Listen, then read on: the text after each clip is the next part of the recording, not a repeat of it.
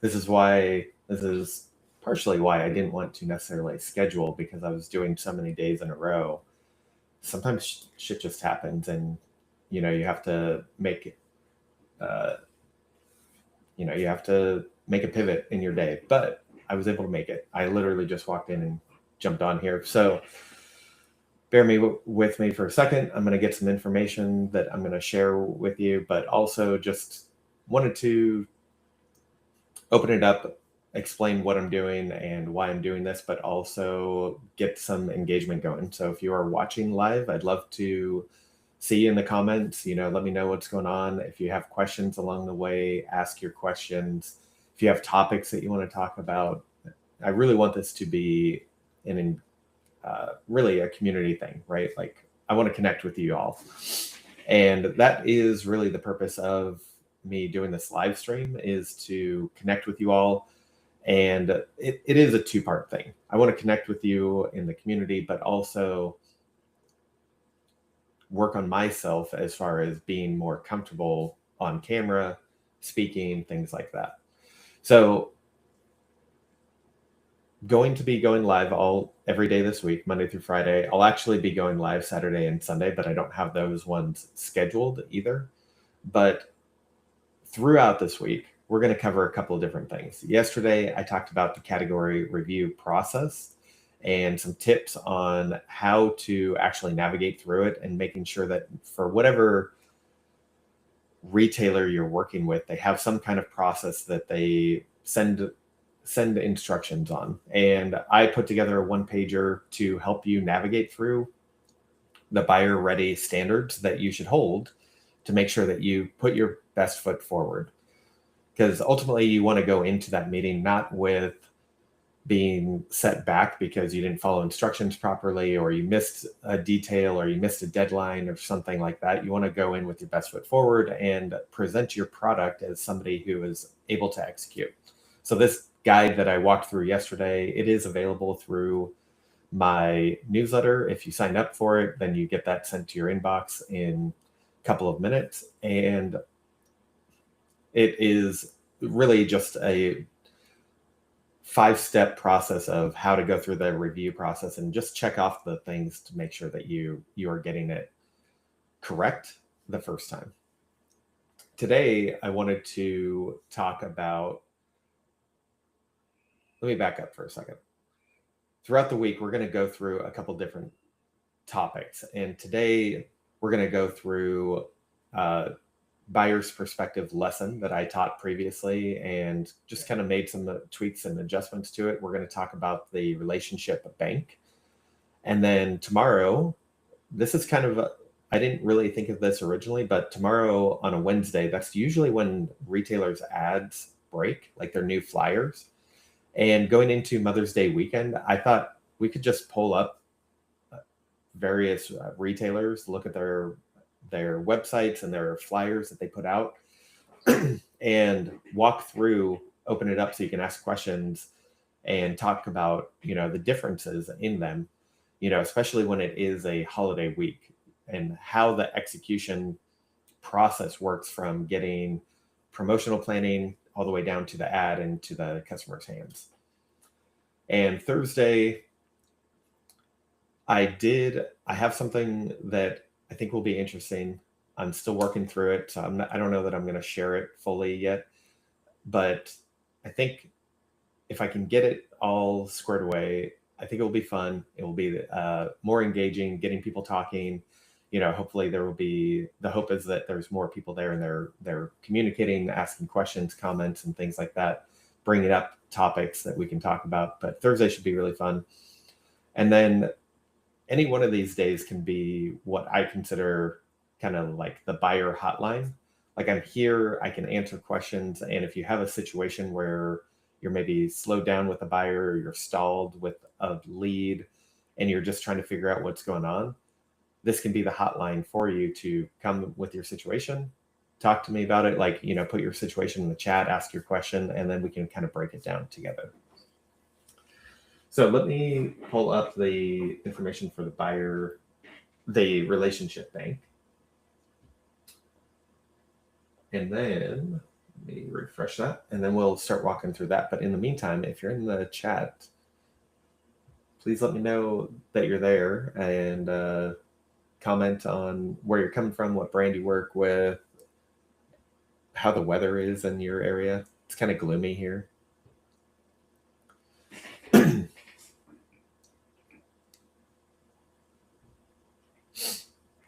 All right. Get this stuff pulled up. This is the problem with walking in right when you're going live. Not a great look. All right, almost there, guys.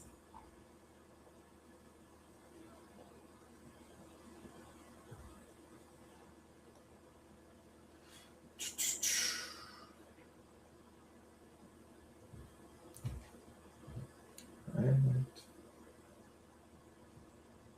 Share my screen. Let's go.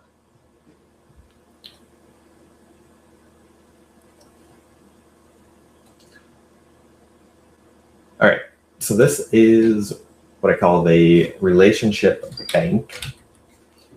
And essentially, I learned this in my new season's leadership training.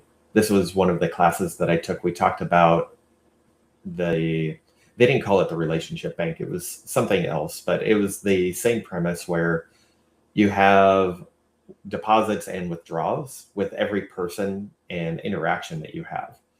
And you're either making deposits by doing good things, or you're making withdrawals by, not doing good things or missing things. And I kind of formed this into how it works for the sales and buyer relationships.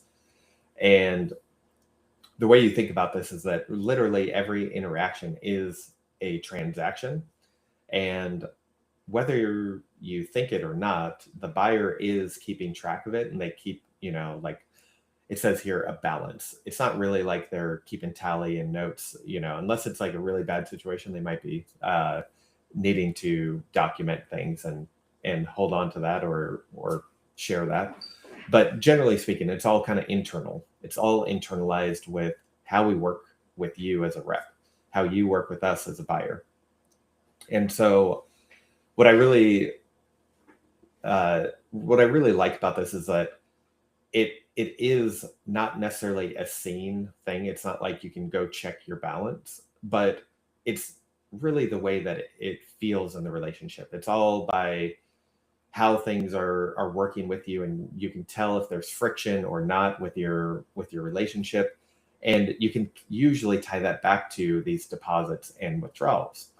So just quick example, some of the deposits that the whole thing of making a deposit into your account with the buyer is that you're making their job easier in some way or another. That's when you submit paperwork on time.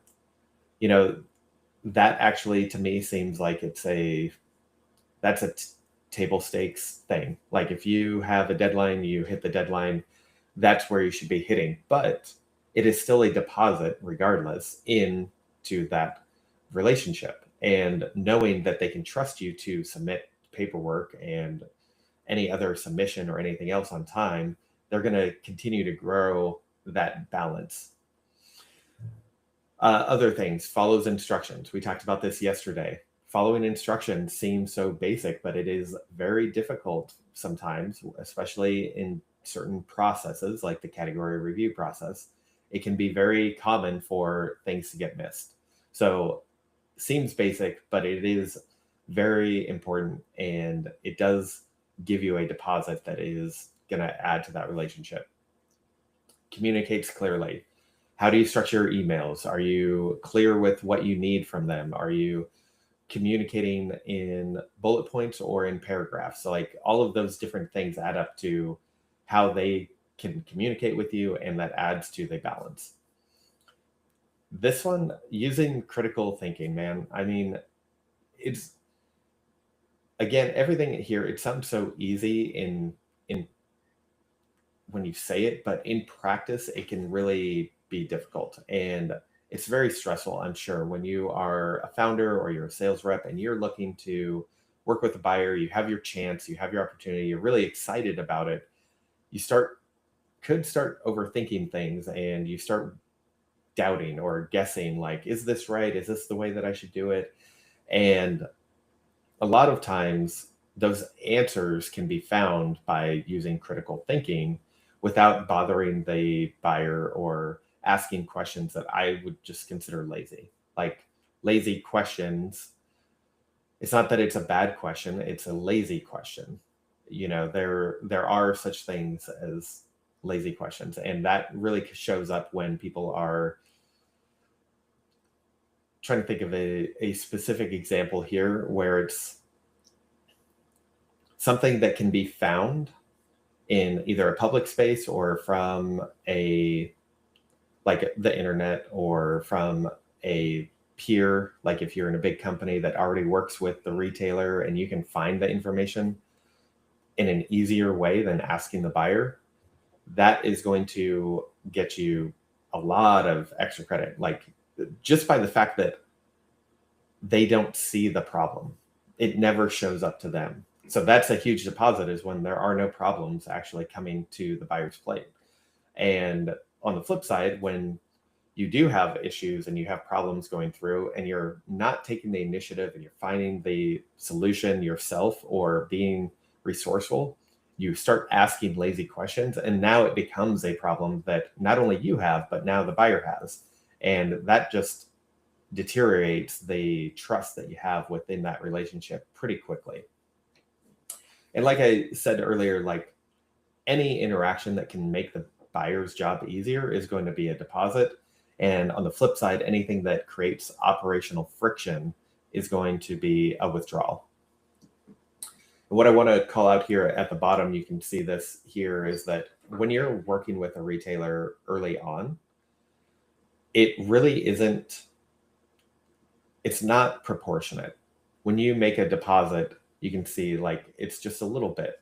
You have to make a lot of small deposits over time to build the trust in that relationship, that they can really come to you and know that you're a strong partner. But when you start making the withdrawals early, that just makes it so much easier for the buyer to dismiss you. And it doesn't build the trust, it deteriorates it, but you already didn't have a strong foundation. So over time, you might make a mistake and you maybe miss a deadline. But if you are early in the game in the relationship, that's going to be disproportionately not in your favor, right? They are going to feel it, and they're going to know, like, hey, this is how this person operates. But on the flip side, when you build that strong foundation and you miss a deadline, you have to be reminded, the buyer will have grace for you, and they'll understand, like, hey, this person's not normally like this. This is not a thing. And unless that becomes a habit, then that withdrawal is not going to be nearly as much. And you have a huge bank account, a balance of the deposits that you've made over that time. So I think for me, just really thinking through this as the relationship is a really relatable analogy and way to look at this, is that when you are making deposits, you have a balance that you can pull from when you do slip up, or you need a favor, or you make a mistake. And if you don't build that foundation early, you're not going to have that grace that the buyer can give you. All right, so let's see. I'm gonna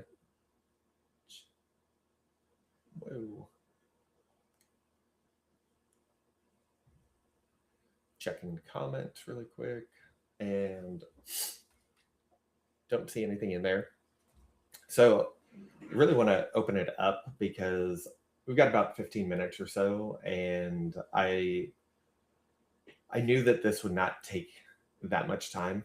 And to be honest, like I said, I was kind of rushing here from, I don't know if I said what I was coming from, but I took my wife to the urgent care. She had an issue with her foot, had to get an x-ray, and it went right up to, like, I'm walking in the door at 10:28. So So, the point of these lives was that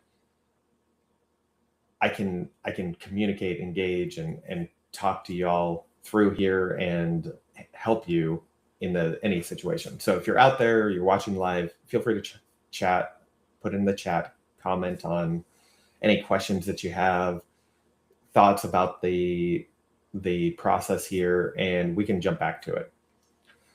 In the meantime, I wanted to, I guess I'll just take this time to go through, and this will be a little bit of a plug for what I do on the newsletter and what I'm working on. But really, if you are in a sales role, whether that is entry level or you're wanting to move into a sales role from retail or another area, there is a lot of value in the newsletter that I put out. I put that out every week, and I've gone for, I think it's about a year and a half now. We're on episode, I think it's going to be like 82 going out today, or 81 going out today. But what I have available is through the newsletter, we have weekly communication coming out. I structure it around a theme every month, and then break that into parts so that we can get into actual areas. And I'm going to just walk you through what this looks like. And if you're not, I need to share this down. Cool. All right. So this is the platform where I host the newsletter archive. This is called Mighty Networks. It's a platform for community. We have a community spot. So when you sign up for the newsletter, you'll get an email with a link to this if you want to join it. And that's where you can find the archive and in the newsletters. And so you just navigate here to resources, and then you can see we have the library here. So this goes all the way back. So episode 1, I should have put the dates on here. I don't have the dates of when these actually went out, but maybe that's something I'll do later. But when you go through, you can see we've got all these different newsletters here. Going through 82 is what's getting posted today. Oh no, sorry, 81 just got posted. And we just have a structure in here. It follows the same structure every month, or every week, so that it is easy to consume, easy to really retain the information. And we, like I said, we talk about a theme for the month. This month is staying in the conversation between milestones. So it's the silence between initial meeting and what the next step is. There's usually some kind of silence, and whether that's intentional or not, from a buyer, then there's ways to navigate through that silence. And so we're just getting into what that actually looks like. And we just break it down into these sections where it's like, what's really going on? Like, what is happening in the buyer's world? Where does friction actually show up? So where do you have an opportunity of tightening it up, right? So that you don't start adding friction. And then when there is friction, how does that impact the buyer? So I think, and then, sorry, the last one is the standard to hold. So you have these different sections, and it just walks you through. It's the same format every week right now, where you get a full view of each of these angles, and you can see, well, okay, if the friction is this is what happens, and it impacts the buyer this way. What do I do to prevent that? Because ultimately, having a little bit of understanding on how your work affects somebody else, doesn't matter if it's a buyer or a peer or anybody, a leader, your work is affecting somebody in a good or bad way. So when you are going through this, it really helps you paint the picture of the bad habits that can affect the way the buyer looks at you. And then also the standard on how you would adjust that. How do you actually move through and change that lens and your approach so that you come through as a strong partner? And So that's that's pretty much what I have for newsletter. Like I said, I have 80 something in here. What's cool about this is when you go through in Mighty Networks, you can search. So you can search something like promo, and you're going to see all of the, let's go to resources. So you're going to see all of the lessons and newsletters that actually have promo in there. You can search up based on anything. You can search up anything, meetings and all the newsletters and things like that. My screen right now is showing a little bit of some of the lessons that I have, but that is for the different project that I'm working on. So you won't necessarily see that, but you will see all of the newsletter options that are available to you. All right, so let me check the chat really quick, see if we've got any questions in there.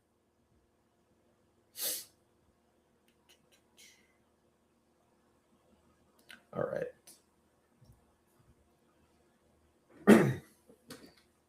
All right, so the other thing I'm working on, which I shared a little bit yesterday. I mean, the call yesterday, the live stream yesterday was about this one-page resource for category review process, where there's friction, how to avoid it, etc., all in a clean one-page guide. I'm going to be building more of those, and I would love to understand where you guys are seeing the friction, where you guys are having issues that I might be able to help you solve those problems by, and more people. So if you are watching this, whether you're live or after, comment some areas where you think you could use some support, like with a resource, and I will take that on. I will take that challenge on. I want to build a library of these resources and provide them for people. And what we will do is put them together so it really shows from the buyer's perspective, like, again, where's the friction? Where is the impact to the buyer, and how do you get ahead of that? So it will take essentially the most common areas where there are friction, and we can break down how to reduce it so that you have kind of a checklist and a game plan that you can always refer back to if you have questions. All right, I don't have anything else to show you in this. However, I can't show you right now, but I do want you to know what I am working on is putting together more of a small group cohort program that actually takes what a sales rep, a founder, a broker, takes that person and moves them from where they're at to being buyer ready. And we're going to create this program. I'm still working through the details of how long it will be. I think it will be about 6 people. And there's a chance it might go to 8, but we're going to start with 6. And that will be a cohort group where you jump into this platform. We'll have lessons. We will have scenarios. We'll have simulations and ways that you can actually put the information to practice. And I'm really excited about this. Nobody is doing this from what I can tell, from at this level with the buyer's perspective, but not just the lessons themselves, but the actual how we are providing this is going to be different than anything else out there. And I'm super excited about it. I got to be really careful. I don't want to give too much away right now, but there is more coming. So that will be something that we get into later. I think at this point, I want to finish off 5 minutes, just kind of opening it up. Again, I talked about the relationship bank. I talked about the newsletter. I absolutely know that this will be valuable to you if you sign up for it. And if you go to the membership, get the free membership for the archive. I know that this will be valuable for anybody, especially if you are a founder getting new into retailer, or you are in retail, like in a grocery store or some other position, and you are looking to get into sales.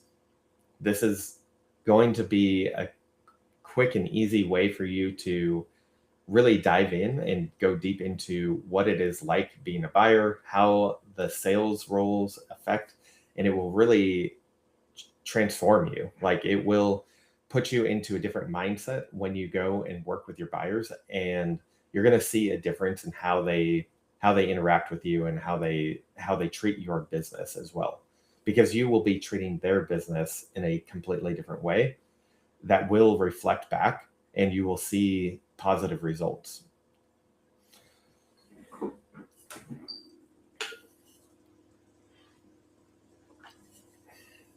All right, so last couple things before I sign off here. I gotta figure out, let's see, I'm gonna go to a different tab. So tomorrow I wanna do, oh, actually, let me show you. Let me show you what I'm thinking about for,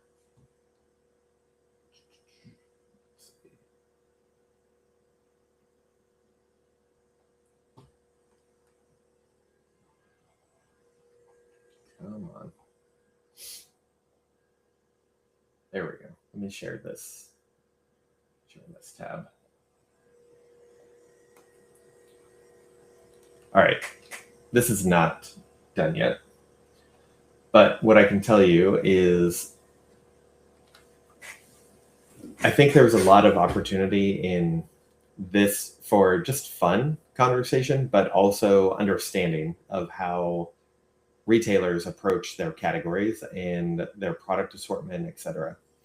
This is not done. I don't know if you can tell right now, but I took actual pictures and I asked ChatGPT to just put them into this kind of framework, and it recreated it. So the brand names are all messed up. Like, you can see Jif, but Skippy does not look like Skippy.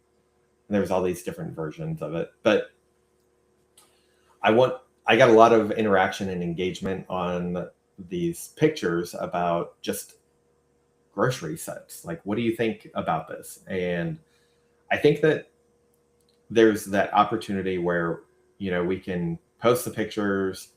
I'll post a picture like this and let people comment, and then be able to dissect both and open up each picture and go through it. What do we like? What do we don't like? What does a buyer look at when they're looking at how many facings they have, how much variety, what size and formats, and kind of break this down by channel and what that actually looks like. And yeah, this picture is going to be, it's probably going to look something like this, but I think there's something here to Battle of the Sets, and I'm excited to get this out. So this, I think, will be our Thursday call. I'm going to get the picture edited and finished up today, post it, let people talk about which one they like better, and put the comments in there, and then we'll bring that up on Thursday during the live stream. So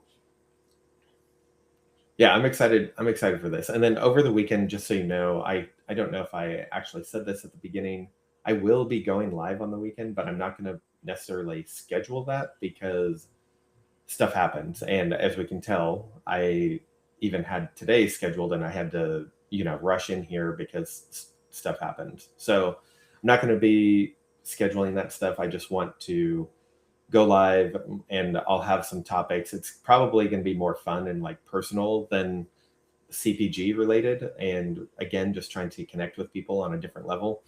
So I would expect probably more talk about health, fitness, food, and like bring in CPG, but like, how do we do it with nutrition and maybe we'll talk about some healthy recipe alternatives and some food options and things like that for Mother's Day. But anyway, that stuff is going to happen. So I am going to call it right now, but I don't see any comments. So we will call it, and I will see you guys tomorrow. We're going to break down and open up the flyers for different retailers and see how they compare with Mother's Day, and then walk through the process of how promo planning with you as a sales rep gets to the customer holding the flyer and the product in the hand. All right, y'all. I'll catch you later. Peace.